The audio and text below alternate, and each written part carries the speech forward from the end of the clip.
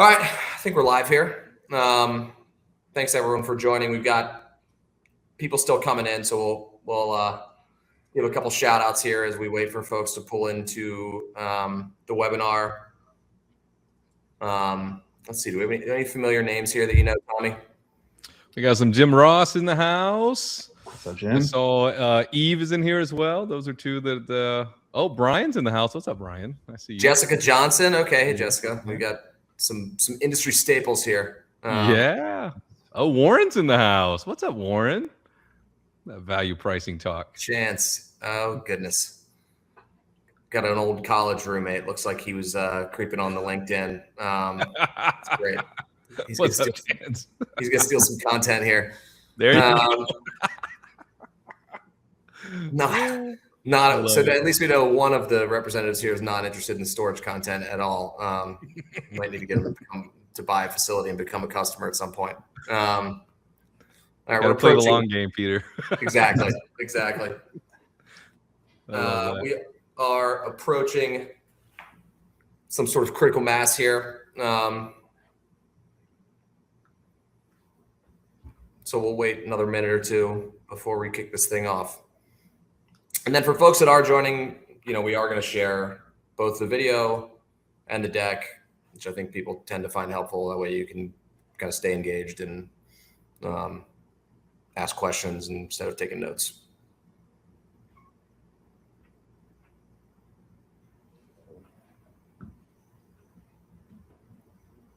So, John, what's the weather up there right now, up in New York? Are y'all starting to get a little cozy?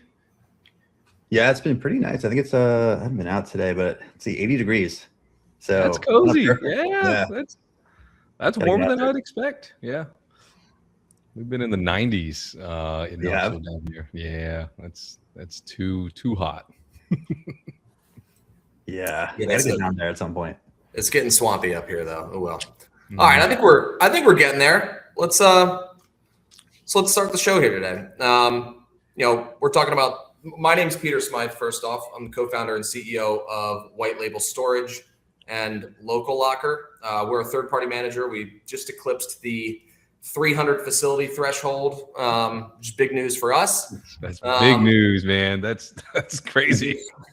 Yeah, I think that's it. Pencils down at this point. No, we run the full gamut. I mean, we started out doing mostly remote management. Now we manage everything from 1,200 unit Class A facilities to 60 unit, 10,000 square foot or less in tertiary markets. Today, I'm joined by Tommy Nguyen and John Reinisch. I'm going to let you guys introduce yourselves. Tommy is CEO and founder of Storage Pug. He's an industry legend, probably the best speaker at the conferences. So, Tommy, tell us. I don't know about that, but hello, everybody. I see some familiar faces. Y'all have seen my spiel, but company out of Knoxville, Tennessee. We've got a team of almost 40 people. We work with around 2,500 operators all across the U.S. Kind of like Peter, we kind of run the gamut. We have, some of our groups are in tertiary markets, but we also have clients who, some of our best clients are in Peter's backyard up in Brooklyn. So shout out Delta Self Storage. What's up, Phil? But yeah, we've been in business for almost a decade, and our bread and butter is we provide a marketing and website platform for self-storage operators, and we have a special place in our heart for the independent operators who just want to go slug it out with the big guys.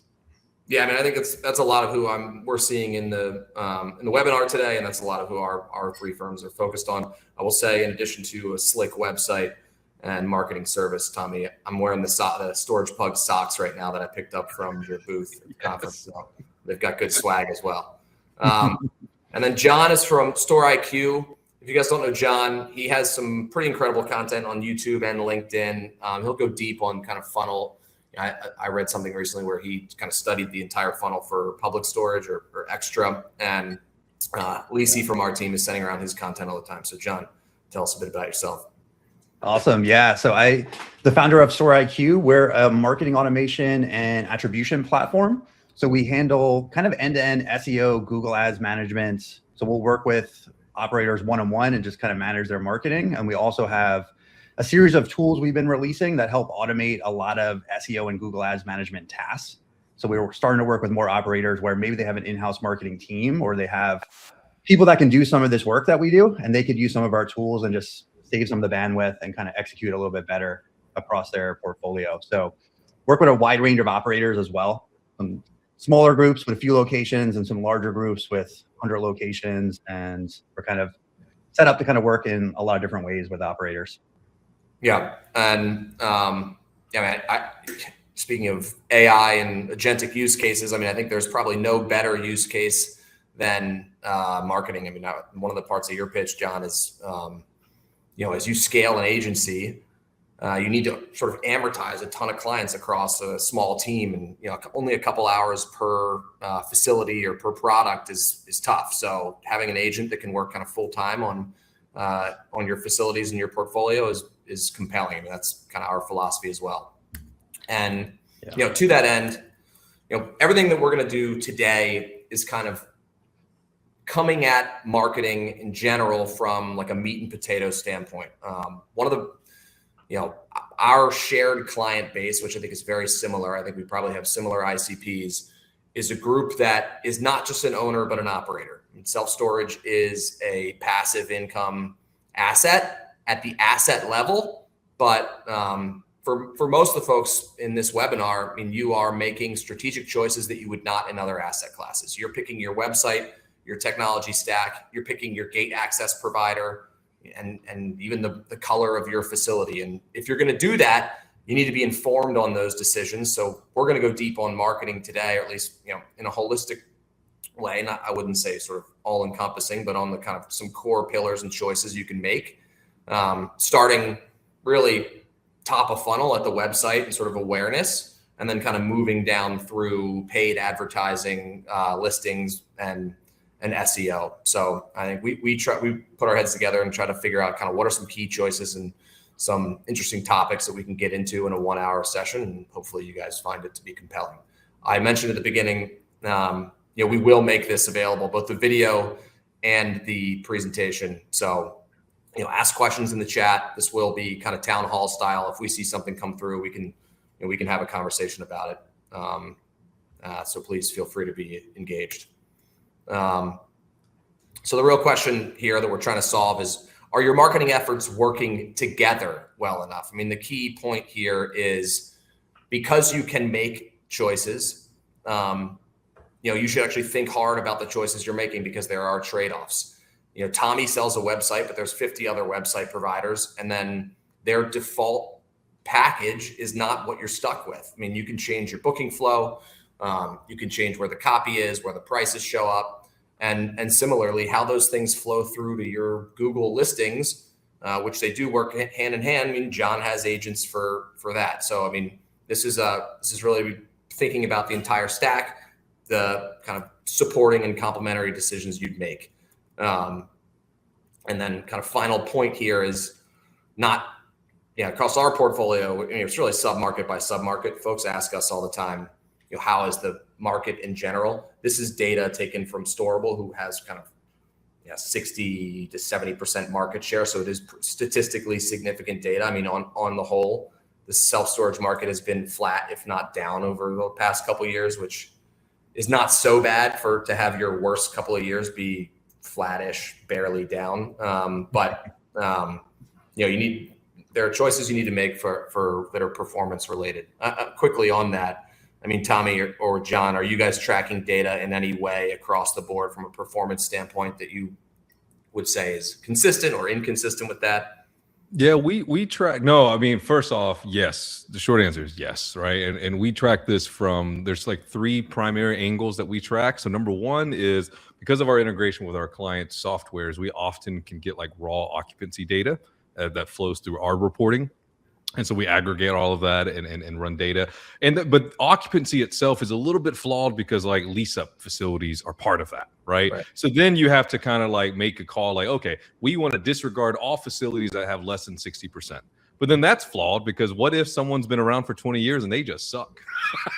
Right? Yeah. So occupancy is only a third of the data that we look at. The second data that we look at is move-in velocity. So like, what is the actual move-in that's happening And yeah, this 10% drop is definitely something that we see. And then the third thing we look at, and this is more of a measurement for demand, is web traffic. And web traffic is also down pretty significantly depending on the market. So the combination of those three data points help us understand, okay, what's the health of this particular client? And then when we can aggregate market data, like we have a bunch of clients in like Phoenix, Scottsdale, it's like, okay, cool. When this client calls in and they're having heartburn and stressed out, we can at least, we can commiserate with them, right? And misery loves company, and say, hey, you're not alone. Yeah. We have data on 20, 30, 40 facilities in your submarket. This is what we're seeing on in the greater whole, right? And so we don't have the kind of data that Storable has, but we are able to, depending on the market, share some pretty significant data that's like, okay, at least I'm not alone. But now, I love what you said earlier, Peter.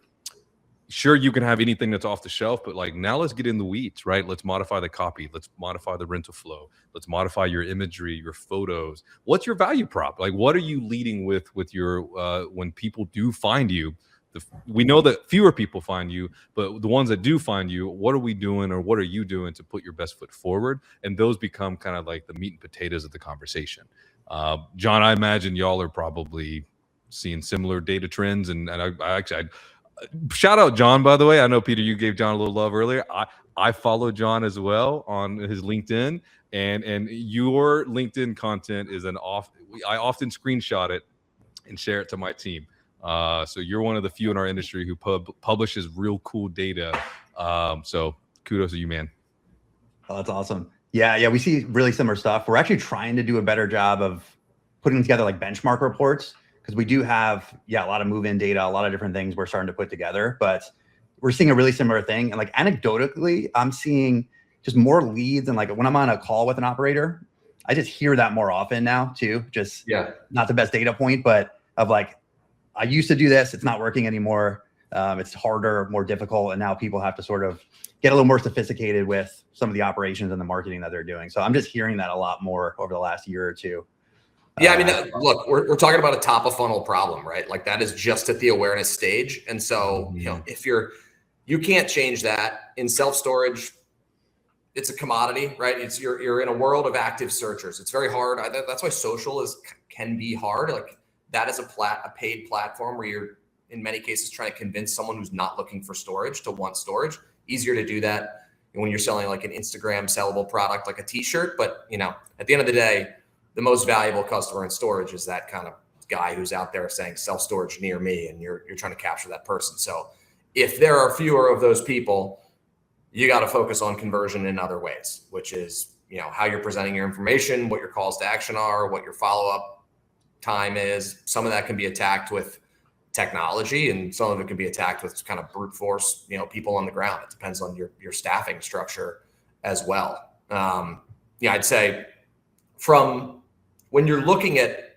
choices and options, Tommy, is it like, are you trying to present things in a way of like, hey, test it, or we think we have a best in class sort of off the shelf product, try this, and if it doesn't work, here's some things to look at when you tweak. I mean, I know you guys have a great community that shares information internally on your platform, but I really love this question because it's yes and, right? It's like we think that if you don't tweak anything, that this is going to be pretty good.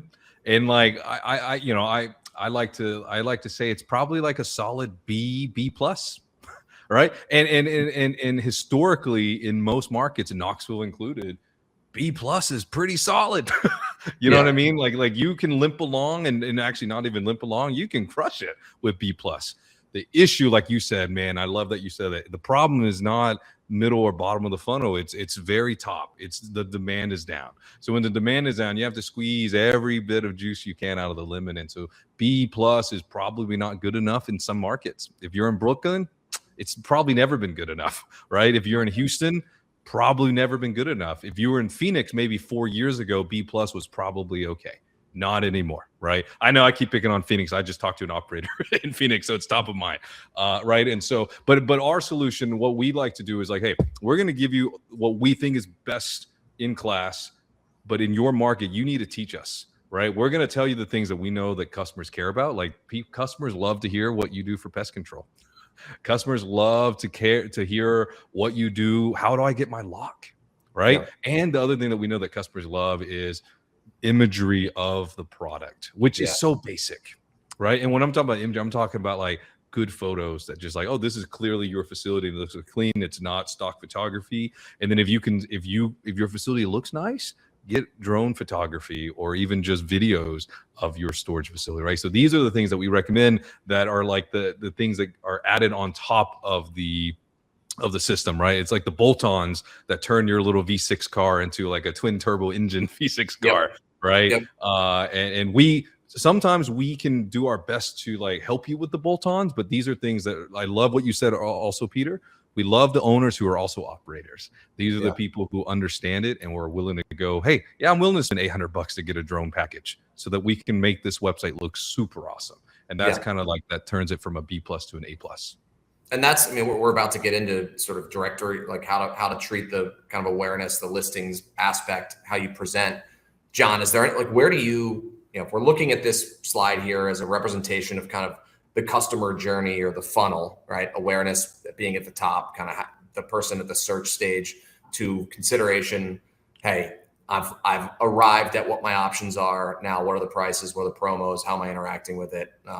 Just getting into conversation. And then, you know, you're a customer and then you're an advocate. I mean, where do you spend most of your time? Yeah. So really those first three buckets there. So the first one is like, when I think about awareness, it's like someone typing in storage near me and going to Google and like, are you showing up? It's sort of the first thing. And there's a lot of ways you can show up. Some of that's SEO, some of that could be ads, a lot of different methods of then tackling that of like, are you even visible when someone's looking for storage? Consideration, what I like about that is like showing up is one thing on Google, but then like, how do you actually get the click?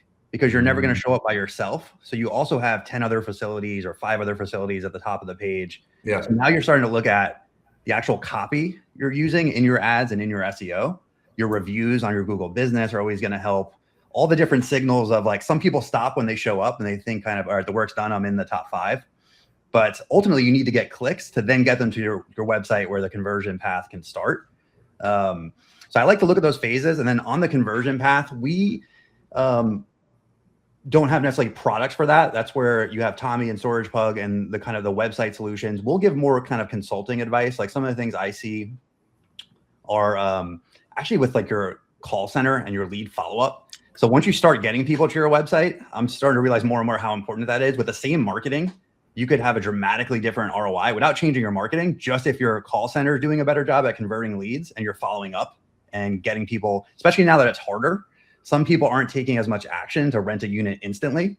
So if you could squeeze a little bit more out of your lead follow-up and how your call center is handling the leads that do call, that sometimes is the difference with the marketing actually working. So that's one aspect we're digging a little bit more into over the last year.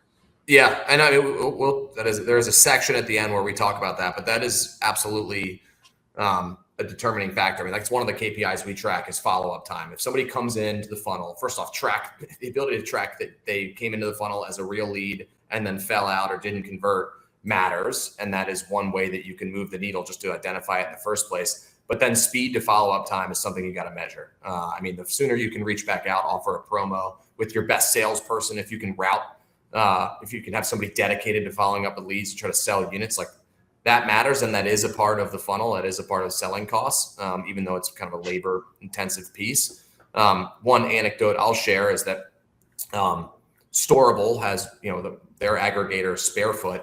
One of the metrics that they track is ability to follow up with leads and convert. And, aside from the bid that, typically you rank on their aggregator based on how high you're willing to bid, but all things equal, the group that follows up the fastest and converts the most leads is going to be the group that gets the higher ranking. So this is something that's measured at scale with folks that have real data. But back to the top of the funnel, on the Google business listing, we're looking at this through the lens of operator choices, and in this case, mistakes you can make. One of the hardest things that you do when you get your first facility is actually setting up the Google business listing, especially in storage where you may not have somebody on site, which Google will give you a hard time about. Get on that as quickly as you can, because you're essentially like dark online if you don't have a Google listing. But there are some best practices here that I'm sure both these guys, John especially, spends a ton of time on. So, John, what would maybe be helpful? Like, how many of your clients are actually spending time on this, and what are the kind of like minimum viable things you need to even get started from a Google Business Profile page? Yeah. The first step is always like, assuming you're verified and you go through that process and you get verified, it's just filling in all the information. There's a lot of content on this, a lot of information you can find just by looking that up. But basically, go into the settings, and go through each field and each thing one by one and see what's relevant and make sure you fill it in. There's descriptions, there's settings, your categories, which seem self-explanatory, but there's different categories. So if you have boat storage, there's actually a category for that. You want to toggle that on. So just go through all your settings. That's going to get you probably 80% of the way there. There's services and products you could build out as well that you don't get out of the box. Yeah. I mean, are there a few that you think are affordable and kind of good, best in class? Yeah, the services and products, like those are important to fill in as well. You don't get that out of the box. You have to do it manually. There's not really a great automated solution yet for that, but we usually like to put in just the unit types or the sizes for a lot of those, like small, medium, large, or you can specifically list out 10 by 10 if you want. Just put something there and make it accurate. But there's a lot of ways you could do it. And really from there, then those are like the core things on the setup. And then you get into like review generation, some other stuff that we can get into. But Tommy, what else are you guys doing? I know you guys do a lot with Google Business too. Yeah, we do a ton of GBP. And the reason why I think we, much like John's crew, and I know Peter, your crew too, is like, it's such a driver of local business, right? Google knows that. And so Google saw what Yelp tried to do, what Foursquare tried to do, and what the Yellow Pages used to do, right? And they're like, oh, okay, it turns out humans really like to learn about local businesses. I don't know why, but so let's build this massive directory, right? And so it's just so natural for us to go sushi near me when we're visiting a new place, or auto mechanic near me, and of course storage near me. So I think I will take 2 steps back and talk about the verification piece. Yeah. So and especially like Peter said, especially if you don't have an actual office, right, or what have you, right? The verification piece can be not only daunting but really annoying, right? Like we've talked to clients who've done 2, 3, 4 verification videos and failed each time. And what we've done is we've created a script that you can follow. And if you follow this script, I promise you, it's 100% success rate. And so what we've discovered is our clients say, hey, I think we follow the script. And we say, hey, send me a copy of the video that you did.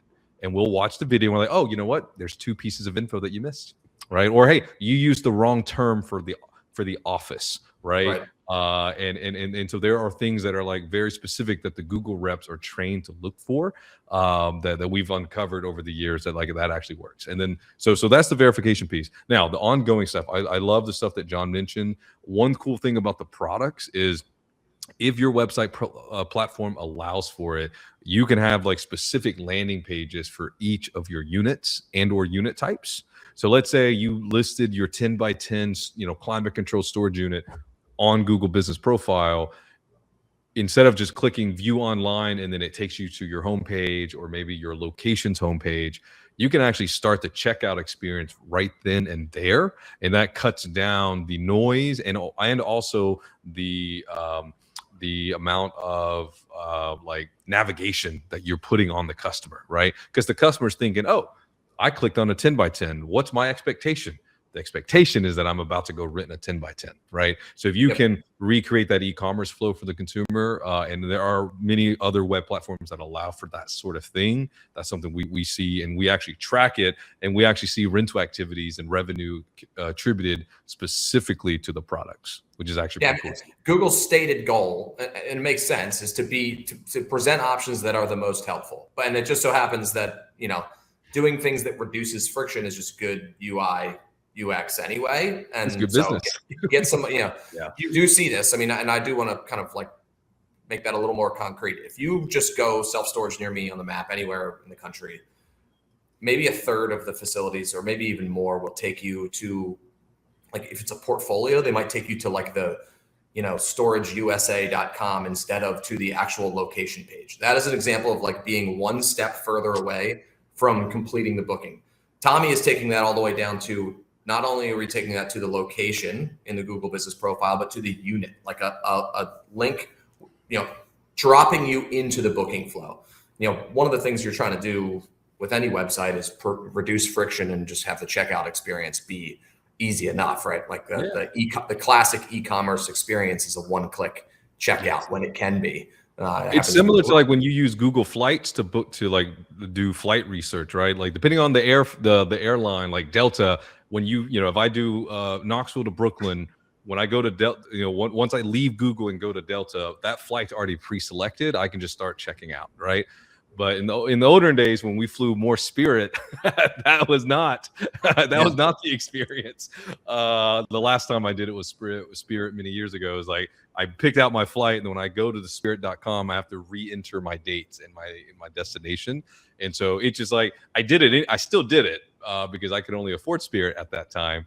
But it's nice to be able to just it's nice to be able to meet the customer's expectation. If the expectation is I clicked on this button and it's supposed to take me here. If it does take me there, I'm happy. If it doesn't, then cortisol increases and frustration increases. Yep. And then as far as signals go, John, I mean, a few of them are listed here, but again, Google wants to be helpful. Google will assume that reviews are a pretty good proxy for helpfulness or a product that is better than one that does not have reviews and activity in general. So, how much time are you spending on that? What products have you built and are out there to sort of optimize this if you don't necessarily have someone on site to hammer every customer that comes in the store, say, how's your experience? Will you take the time to write a review here? Which, by the way, is a solid tactic and a structural advantage if you have staff on site. I mean, we're in a world of everyone's advocating for remote, and we certainly are as well, but that is an advantage to staff. Yeah, the reviews are probably the number one thing. Once you get all the setup work done that you really should be looking at to prove your rankings and also conversion too, and that click that we were talking about earlier. If a lot of times we don't look at that, if you don't have as many reviews, you may be ranking but not getting any clicks, because everyone's clicking their competitors that have better reviews and more reviews. So there's a lot of tools out there. I know there's a bunch of like storage specific tools that specialize in review management. We have some of that in our platform now too, of just kind of automating review requests based on like different events in the FMS. So like move-ins, move-outs, you get sort of different signals. You could build that yourself too with like make.com, Zapier, all these different tools that are out there now. It's good to have automation to help, but I would say don't just rely on the automation. Some people get that set up and that's all they do, and you will get some reviews, but it's hard to replace a person actually asking, and whether that's your call center or the in-house manager, of getting in the habit of asking and just trying to get the reviews on that one-to-one basis as well.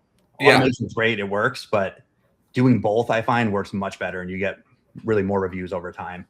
And you'll see that if you, again, just going back to like the map test, if you go and look at the Google business profiles of a bunch of facilities in the market, the REITs, the Class A stores, they have the most reviews, not because they are REITs, but because they just tend to have people on site who are trained to do this. So not just in marketing, but really in every decision that you're making at your facility, like you could walk a trade show floor and pick a product that is scalable and cheap and easy, like a Google review tool, but you should only do so if you maybe structurally aren't set up to handle that with staff or with some other product or service. I mean, like, don't just go path of least resistance and take everything off your plate. I mean, there might be some ways to build advantages. I think you need to look kind of at your entire sort of your value chain, how you deliver your product. If you have staff, there are certain things that they are just better at. Somebody sitting on site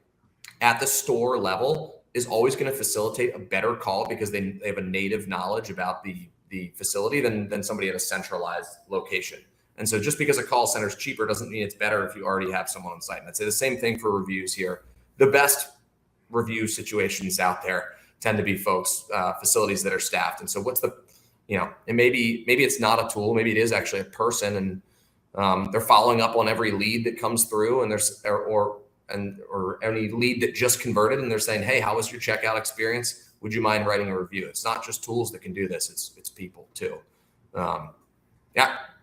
As far as tracking the data, like, is there a critical mass a threshold where you start to see sort of ranking in different buckets from a review quantity or frequency or recency standpoint, either Tommy or John? I mean, Yeah, something our team talks a lot about is review velocity, which is some silly marketing person came up with it, I'm sure. But really, it's the concept is like more recent reviews do better for your business than old reviews, right? So Google might say, hey, here's this business with 100 reviews, but here's this other business with 40 reviews, but the 40 review business actually has more recent reviews.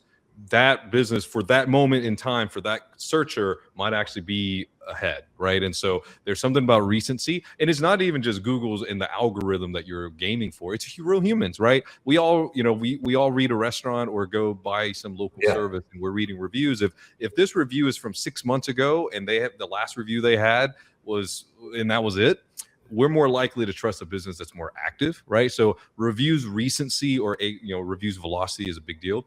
And then as far as like the number of reviews, right?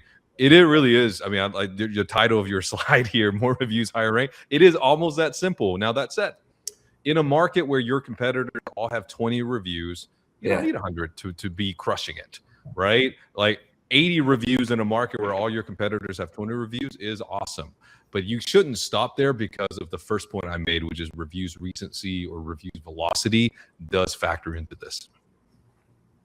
Yeah, I'll just add, because I think the velocity is a really good point. The consistency, where a lot of people can do it for a month and they'll ask for reviews. And then once month 2 or month 3 hits, it just falls apart. So it's really like building that into your business operationally. So you have the systems in place that consistently ask and get reviews, I think is more important than the total numbers.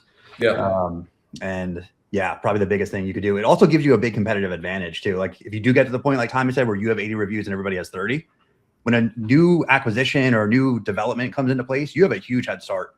They have to actually catch up to you now. So that's why you want to keep pushing and just keep building the reviews, even if you're way ahead of competitors. It just makes it that much harder for everybody to catch up to you. So one of the things you have in your control to do that.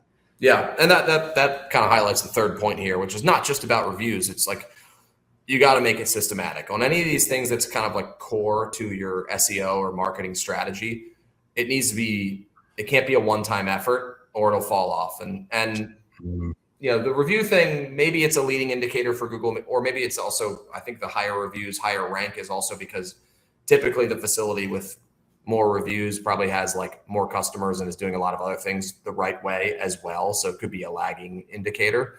But consistency is key. These are kind of like, it should be habitual. And maybe that's why tools are helpful. I mean, you can't have all of your time be spent on Google. Like at the end of the day, you got to overlock units, you got to price them, you got to do the rest of the blocking and tackling. So build it in, make sure it's systematic. Don't say, all right, now's the one day a month where we're going to try to catch up. It just doesn't work that way. And is also a decent way to get flagged for looking like you're soliciting reviews as well. I think in storage, that does tend to happen. It's kind of like a lower NPS product than your typical kind of restaurant or service industry. So you have to work for the reviews and you don't want to look like you're paying for them. Yeah. And Peter, Jennifer, I'm just catching the chat here. What is the protocol for asking for reviews? Like, does white label have like the white label way that y'all handle this? Yeah, well, there's a couple of things. First off, the happiest a customer will ever be is the closest they were to their move-in experience, right? Because it just so happens that, again, I sort of made reference to storage being a low NPS product. I mean, you're going to push, in order to run a sustainable business, eventually you're going to increase the price of your product on that person, right? And there's not, storage is kind of a set it and forget it. Like you don't get like happier every time you visit your storage unit as you continue to pay money for your things. So I'd say from a protocol standpoint, early in the sale process is the best time. You cannot offer, don't offer much. Like, I don't know. It's a good question for maybe the more technical guys here.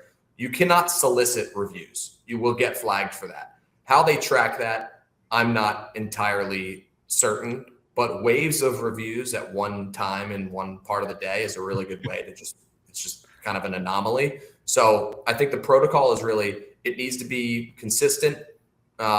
it should be early in the process, and it should be probably with people that you think are going to be relatively happy. Those are our protocols. I think that's good advice, Jennifer. The script is really simple. It's like, hey, man, and I love Steve's advice is during the leasing process. That is so true, right? And I would say for the average facility, 40 to 60% of your rentals are still happening with a human interaction, probably, right? Even with all the online tools and all the stuff that's fancy out there, the vast majority, for almost half, if not more than half, is still human driven, right? And so love Steve's advice there. But Jennifer, the script is like twofold. It's like, hey, Peter, how was your experience today? Did was I able to solve all your problems? Yeah. Well, cool. Hey, it would help me out a lot if you left us a review on Google. Here's his QR code. And heck, I'm going to even text you a link, right? While I finish up your lease, here you go, right? It's helpful if you're charming. It's helpful if but you don't have to be, right? Like some of our best clients who have the most reviews, like 200, 300, 400 reviews on Google, they're not necessarily your most people. They're just doing what Peter says, and they have a protocol and they stick to it, and they ask everybody that they feel they have high confidence. And they don't let one or two rejections or one or two, they told me they would leave me a review, but they never did. They don't let those people bother them. They go on and ask the next person, right? Because if you ask 100 people, chances are only about 10 are going to leave you a review, right? And so if you only ask 10 people, then chances are you had one person leave you a review, right? And so you want to have that, whatever your protocol is, that you're doing it consistently and you're doing it pretty much every time. Great question, Jennifer. John, we have sort of used this health check slide to wrap up the Google Business Profile thing. Is there anything we talked about review frequency or at the bare minimum, setting up your page and filling out all the information, then kind of the core reviews and posting. Are there any things missing here that you've built tools to address, or maybe some outliers that you think people maybe don't think about? I know you talked about service. Yeah. I think one of them is the posting. There is a posting feature on Google Business. It's almost like a social media post. It's not the most impactful thing on its own, but it's another box you could check, and it gets harder at scale the more facilities you have to post on every single profile consistently. So we do have a tool that automates that. It'll create the content for the post and then also schedule. So each week you could have a post going live on your Google Business, with basically not having to worry about it. So easy to do if you have one or two facilities. It's just something you could do once a month. It's not going to take you too long. As you get more facilities, that's where it's sort of like a tedious task that, again, on its own, it's not the most impactful thing, but it's just sort of another thing you could do that your competitors probably aren't doing on your profile. Yeah. So that's one thing we built. And then photos and video, another one. You want to post those consistently as well. A lot of people, when they take over a Google Business, will update photos. Some people don't, but you should. But posting consistently some new media, videos or photo, whether that's quarterly or on some kind of cadence, so you're at least adding more media over time as well, is another thing to think about. Yep. I think that hammers it home for Google Business. Although there's a lot, we spend a lot of time on it, but a lot of it matters. There's a lot to be done there. Aggregators. So we're talking about Sparefoot here primarily. At the end of the day, Expedia is not the entire strategy for an airline or a hotel, but it is a necessary tool. I mean, I'll make my case here because we have so many operators that kind of are anti-Sparefoot.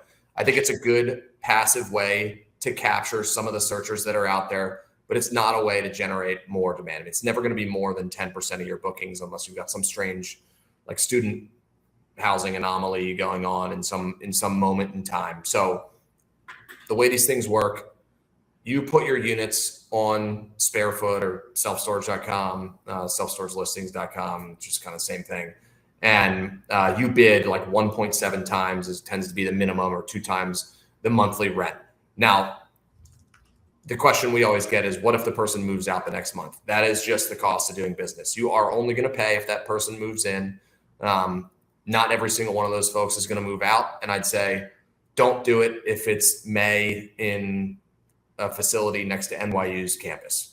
Those people are going to move out, and so you're going to pay 2x the monthly rent, and you're only going to capture, one time, a month of profit there. It's just an unprofitable customer. Is there anything? Do you get into paid kind of paid strategies at all, John? We do. Yeah, we you do. have an agency background anyway, right? I mean, you have a lot of perspective on this. Yeah, we do a lot of Google ads and a lot of different types of Google ads, but we also use SpareFoot too, to be honest. A lot of people think I'm going to be 100% anti-SpareFoot, but it does have a place. And a couple of reasons we use it in some situations. One is just another kind of channel you could throw out there to get some leads and get some reservations and hopefully move-ins. The one thing I would say is like SpareFoot generates most of their leads through their own SEO and their own Google ads that they run. So I always like to think like if they can do it, then you definitely can do it too. It's just, can you in your own business build your marketing processes and systems so you could generate the leads directly and not have to rely on SpareFoot doing it? Some people can't or aren't ready. So then SpareFoot's a really good option because you will get reservations, you will get move-ins quickly. For a lot of people, we usually like to build up their marketing program and keep SpareFoot on, and then over time starts to reallocate the budgets where now you're spending less on SpareFoot and you're generating more through your own marketing. Sometimes it's not a good idea to just turn it off on day one and try to launch a marketing program if you've never done it before. So it has a place. And I think depending on where you're at in your business, if you've ever done marketing before, like SpareFoot sometimes can be a good option just to get some activity quickly. But Tommy, I'm curious your take on that too, because I know you guys do a lot of Google ads, a lot of other things too. Yeah, I think we probably share a lot of common thoughts there with SpareFoot, and I think Peter, I caught the first part of yours before I stepped out, but I would imagine White Label has a similar take, and so there's probably two pieces to it for us that we tell our clients. Number one, any rental is a good rental, right? Like especially if you're in lease up mode, any rental is a good rental. So like, don't turn away. I won't say it's free money because it's very expensive money, but don't turn away a rental just because you're proud. So like, just have that conversation with yourself and your investors and your operators, right? So I think that's the first part for us. But the second part that I think is a little bit more nuanced is if you do it, you want to be sure that you are monitoring it very clearly. I think, Peter, you said you want less than 10% of rentals coming from aggregators. I think that was a stat that you mentioned before I stepped out. Probably at scale, right? And and so I don't want to misquote you there, but like we audited an operator one time down in Georgia, and it turns out that 90% of their rentals were coming from SpareFoot, and it's because they said it and they forgot about it, and so I think it's one of those tools where aggregators are not a set it and forget it strategy. It's very much something that you want to like focus on and keep your hands on the wheel, especially with the pricing strategies that I believe, and I'm not up to date with SpareFoot's pricing strategy, but I believe that they've shifted how they charge you for leads now. And so you really want to make sure that you're auditing and verifying that these leads actually moved in. And I think that's part of the heartburn is like, oh, you're paying for leads for 6 months that never moved in. Well, then that really hurts your top line and your bottom line and every line in your business. I think like those are the two things. So any lead is probably better than no leads. And then secondly is if you are doing it, it's definitely something that you want to monitor. But then I said there were two, but I think really the punchline is like, and I'm very much with what Peter believes in. I'm very much what John believes in. You want to invest in your funnel. You want to invest in your brand. You want to invest in your strategies, and you want to own that journey as much as you can. And that means that you have a good Google business profile, you have a good website, you have a good manager, and all of those things. So you definitely want to own your marketing as much as you can, but you don't want to disregard a tool, especially if it can actually generate you leads. Yep. And just a couple people made a comment here, like it is expensive for sure, but it's also easy to measure, and it measures the full cost of itself on the bid. Whereas, if you're spending money on Google ads, you spend $2,000, you get 2 customers. That is way higher than your. Also very expensive. You need to measure. It's harder to measure the other channels. It doesn't mean they're not expensive, right? Like you have to divide the number of customers you get across what you've spent on that channel. You need to get good at attribution. This one just tends to be a closed loop. You know what the full cost is. Nothing really falls out of the funnel there. And like they're going to get you. SpareFoot's going to come and get you. In fact, they might take.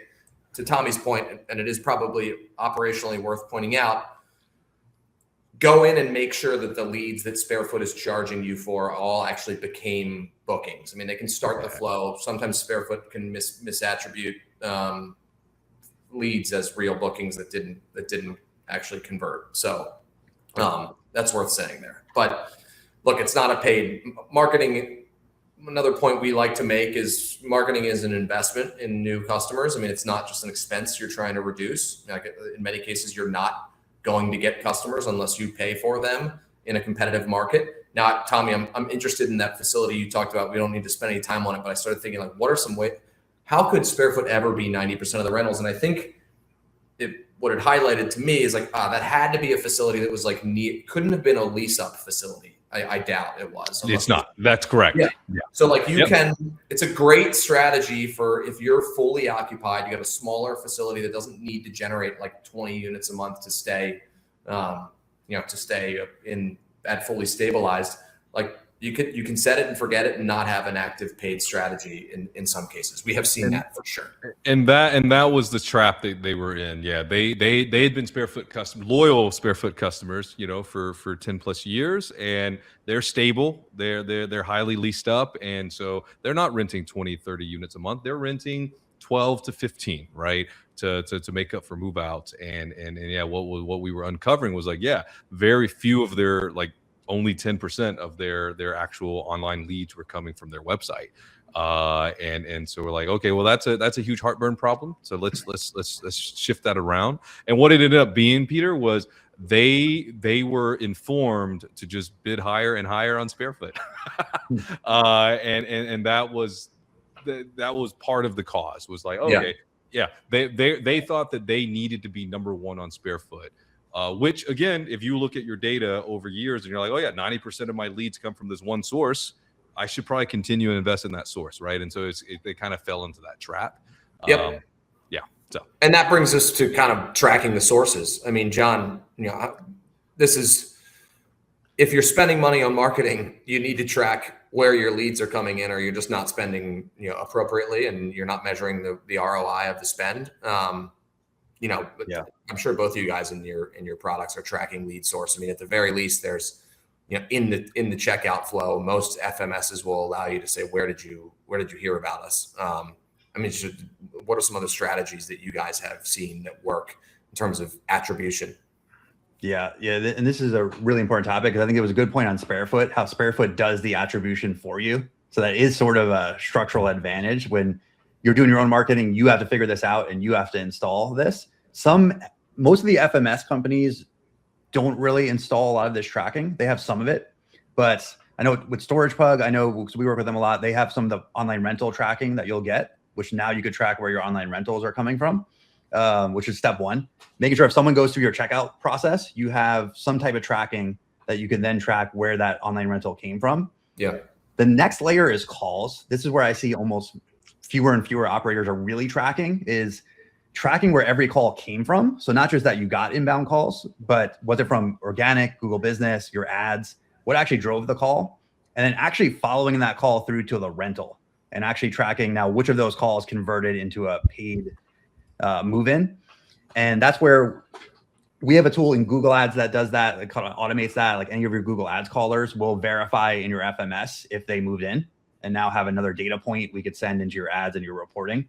There's a lot of ways to do that. You could do that manually too, just by exporting and comparing phone numbers. And there's a lot of ways to do it. But that's one thing I think that doesn't get thought about as much, is you have online rentals, but then you have all the activity on the phones that you really need to make sure you have tracking in place on. Perfect. I was just giving a time check here, but that's, so we do need to keep moving through. I'll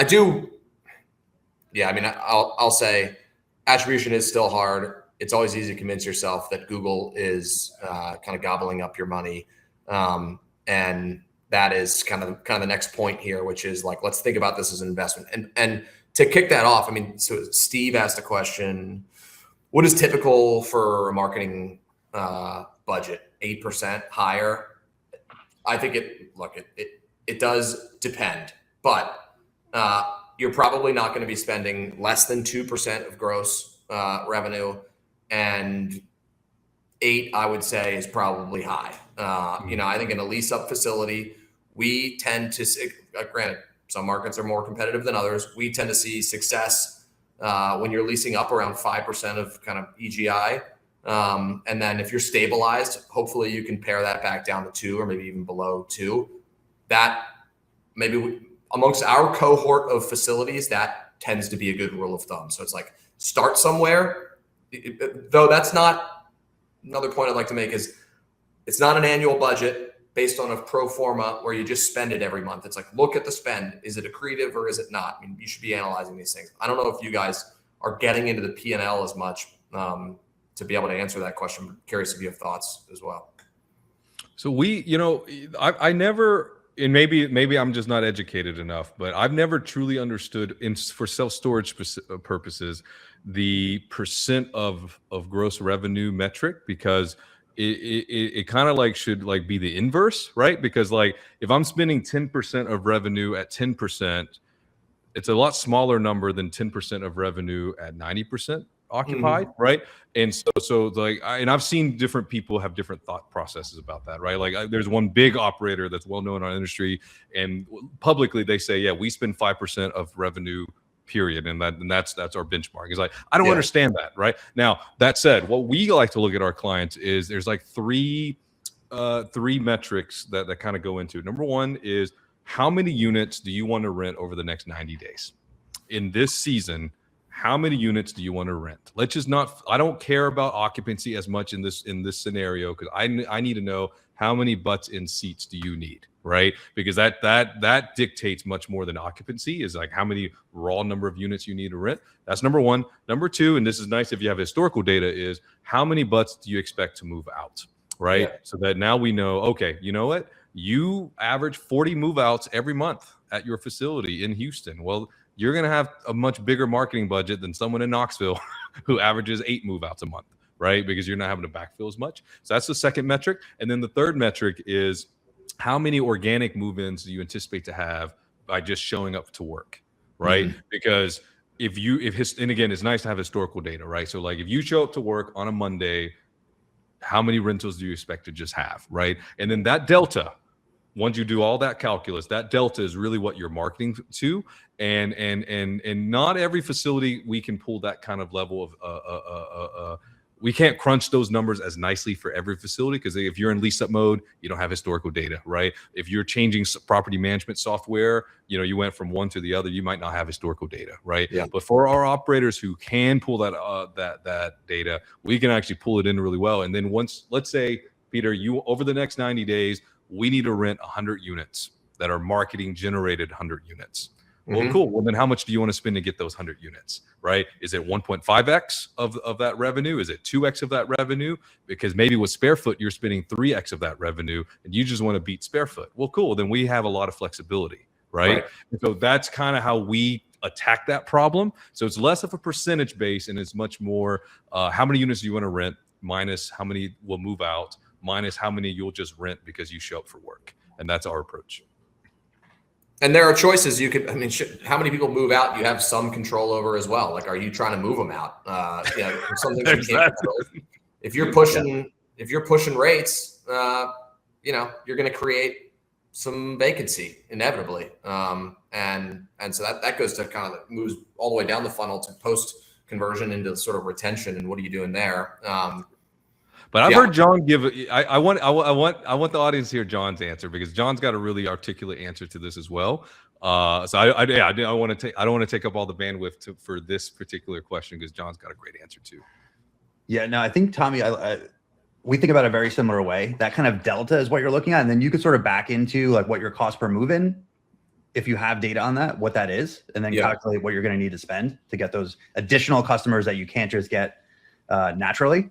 I think the point on like adapting the budget too, like percent of revenue is great to like sort of set budget to get a starting point, but then based on performance, that's really where you start to see, okay, if it's working, let's scale it if we need to. If it's not, let's figure out how to make it more efficient and then see if we can scale the budget. When you start scaling marketing spend, there's a lot of challenges you run into. It's not always as simple as just turning the budgets up and you get the same results. So a lot of times there's a learning curve. There's like things you have to battle through to actually make it work. So that's sort of what we think about. And the only other thing I'll add to this on budget is the LTV side, like lifetime value. So what we're seeing a lot of times is if you're focusing on improving lifetime value, when there are a lot of ways to do that, and Peter, you'll probably get into this way more than I can on tenant protection, all these different things you could do. Now you could actually spend more to get a customer because they're worth more. So sometimes even without changing your cost per move in or cost per customer, if they're worth more, you can now run the same ads profitably. So even just the act of improving that is going to make your ads more efficient, because there is a floor to cost per move in. And when you're starting to run ads and do all these tactics, you can only get it so low. So a lot of times, if you can improve the other side of the equation, like customers are now worth more because they're staying longer or they're paying more, that gives you more flexibility to make the ads profitable. So that's one thing. If you're focusing on that, you're going to see your ads work better over time, just because you have the revenue side of it dialed in. And to your point there, I mean, like, one of the reasons that marketing spend doesn't always scale is you start to run into the top of the bucket, or the bottom of the bucket, and you identify how deep the market is pretty quickly. And then there we are back to, all right, how do we increase conversion? There's a lot of ways to do it. It's price. It's who's answering the phone. It's what's the website look like. Moving on from budget, because I think that was a pretty good take on it, which is really like, look, at the end of the day, to put a bow on it, percentage matters when you're putting a budget together and underwriting a facility. But when you're making choices on a month-to-month basis, like, it's maybe you start somewhere and then you just need to look at what the data is telling you. And a lot of what we're saying here today is, like, in order to make those choices, you need the data to begin with. And that's what a lot of these platforms will do for you. I mean, if somebody's to just go back and look at some of the choices they can make on their website, on whether it's on any platform, just kind of give us a couple quick hitters here, Tommy and John. Oh, yeah. Look at that. Hello. Yeah.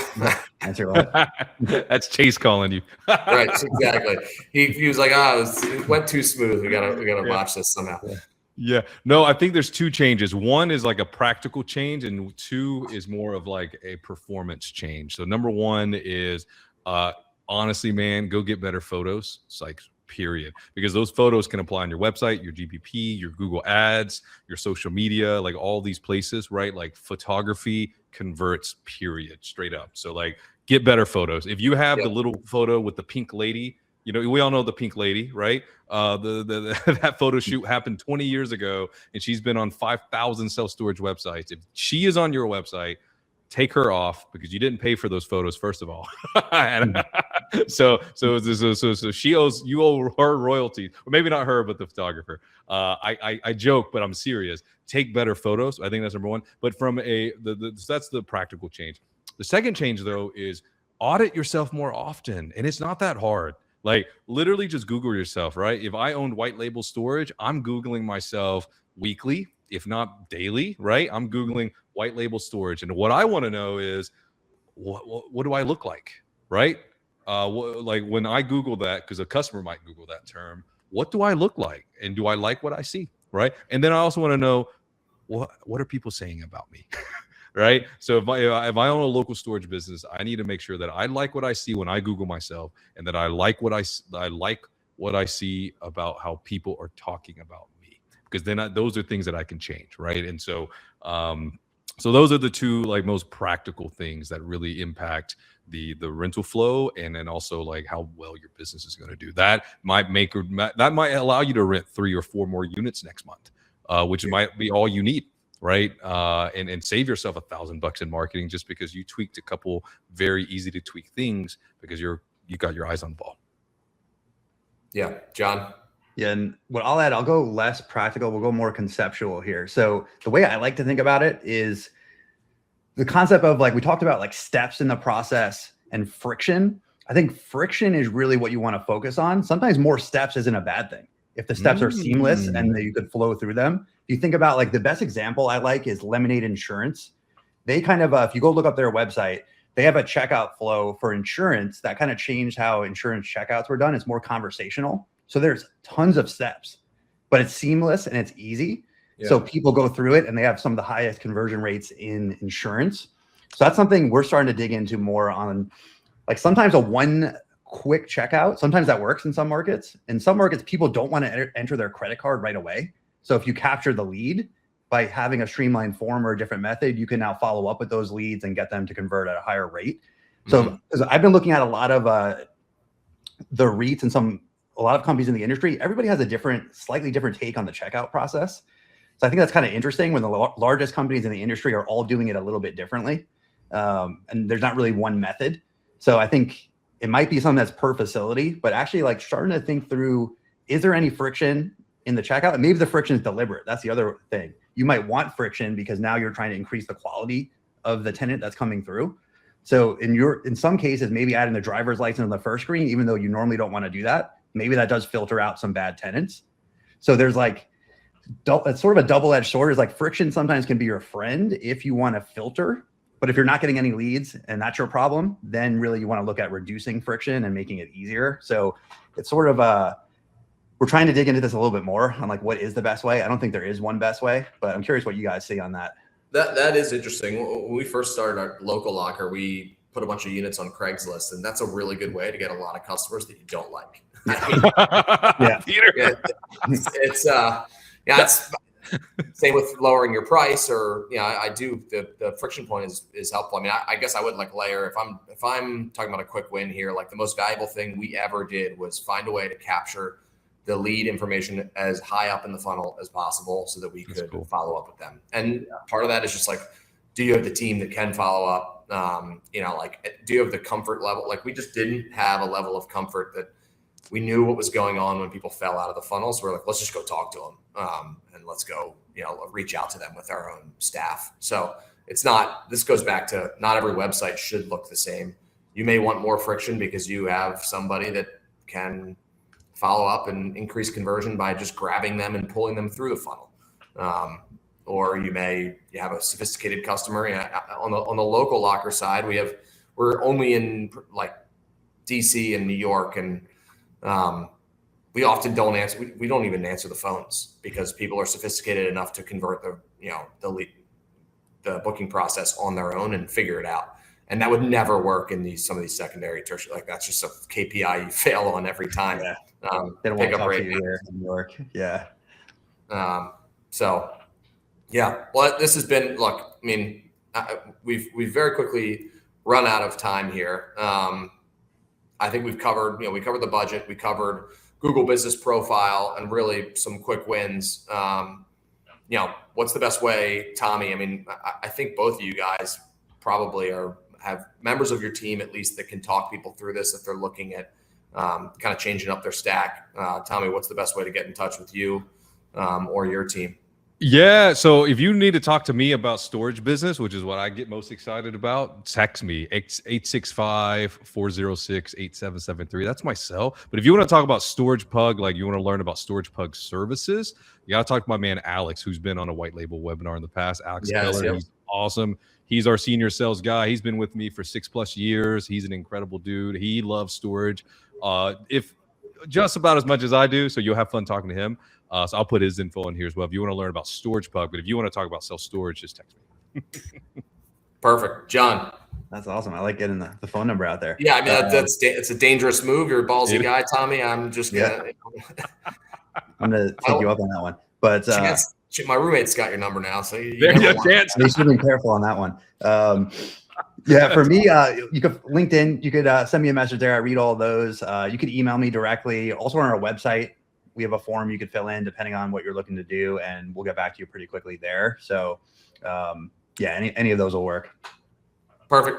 And on whitelabelstorage.com, I mean, you can plug it in there. And I've always told people, Peter at White Label Storage, that's as close as you're going to get to having my information, but it is my work email here. So, I like Tommy's point. The first thing you can do today, just go home and Google yourself, Google your facility, go audit it, and you'll figure out where your gaps are. It's like looking in the mirror when you're, got a couple extra pounds on you. You're going to know it.